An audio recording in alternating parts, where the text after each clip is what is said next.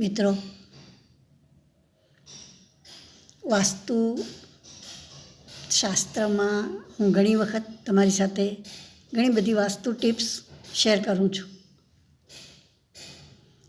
નાની નાની વાતો ઘણી વખત ઘણા મોટા કામમાં આવતી હોય છે એમ ધારીને નાની નાની વાત વિગત ઝીણી ઝીણી ચીજો તમારી સાથે શેર કરું છું. તમે મને સાંભળો છો એ મને ખબર છે, પણ હજી વધારે આગળ વધે મારી વાત એ માટે તમારે એક નાનકડું કામ કરવાની જરૂર છે. મારા વિડીયોઝને સબસ્ક્રાઈબ કરવાની અને લાઈક કરવાની, શેર એ પણ.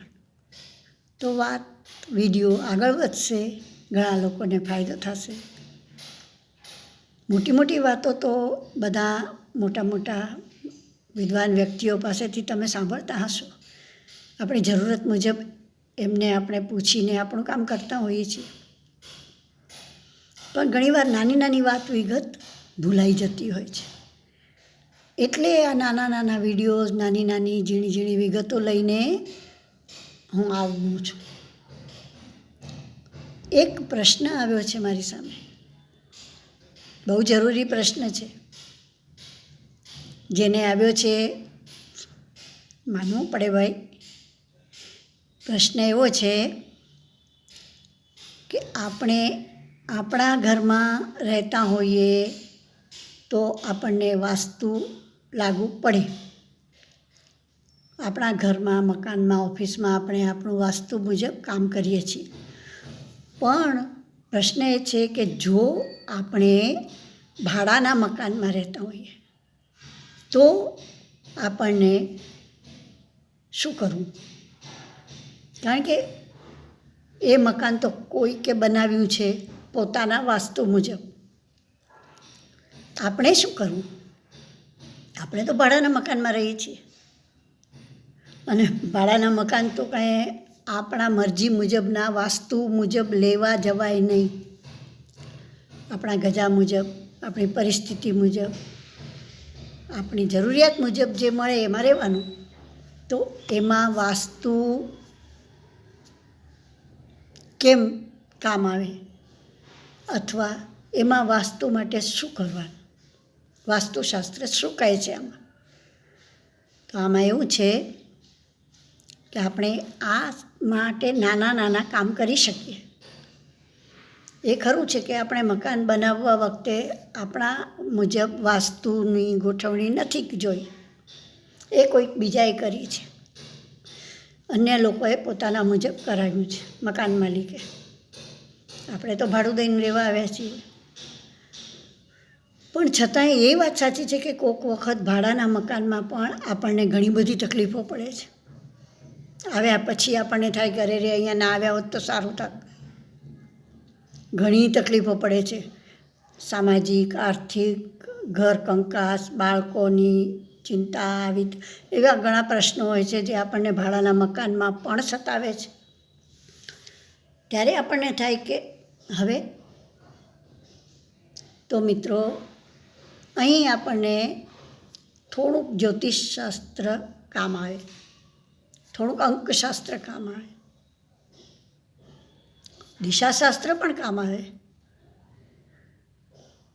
તો આપણે શું કરવાનું? બને ત્યાં સુધી આપણી રાશિને અનુકૂળ એવી દિશા, એવી જગ્યા રહેવા માટે પસંદ કરવી. અને બીજું, અંકશાસ્ત્ર મુજબ આપણા નામના અંક જે થતા હોય, માની લો કે 4 તારીખે બર્થ છે તો મકાનનો નંબર કોઈ પણ હિસાબે 24 હોય તો ના ચાલે, 4 આવવું જોઈએ. 2 ને 2 4, 22 હોય તો ચાલે, હે ને? 40 હોય તો પણ ચાલે, 4 ને 0 એટલે 4. 13 પણ ચાલે, 3 અને 1 એટલે 4. 1003 એમ હોય તો પણ ચાલે, કારણ કે 3 ને 1 4. આવી રીતે અંકોની ગણતરી મુજબ આપણી સાથે મેચ થતા અંકવાળા નંબરનું ઘર જો આપણે રહેવા માટે પસંદ કરીએ તો વાસ્તુશાસ્ત્ર પ્રમાણે એ પણ યોગ્ય ગણાય. આવી ગોઠવણી સાથેના મકાનમાં, ઘરમાં જો આપણે ભાડાનું હોય તો પણ રહીશું તો આપણને ચોક્કસ ઘણી બધી સમસ્યાઓમાંથી છુટકારો મળશે. અને ઘરની અંદર પણ ગોઠવણીમાં, રંગોમાં થોડો ઘણો ફેરફાર કરવાનો, એ પણ કામ આવે. આના માટે આપણે બીજી વાર વિડીયોમાં વાત કરીશું.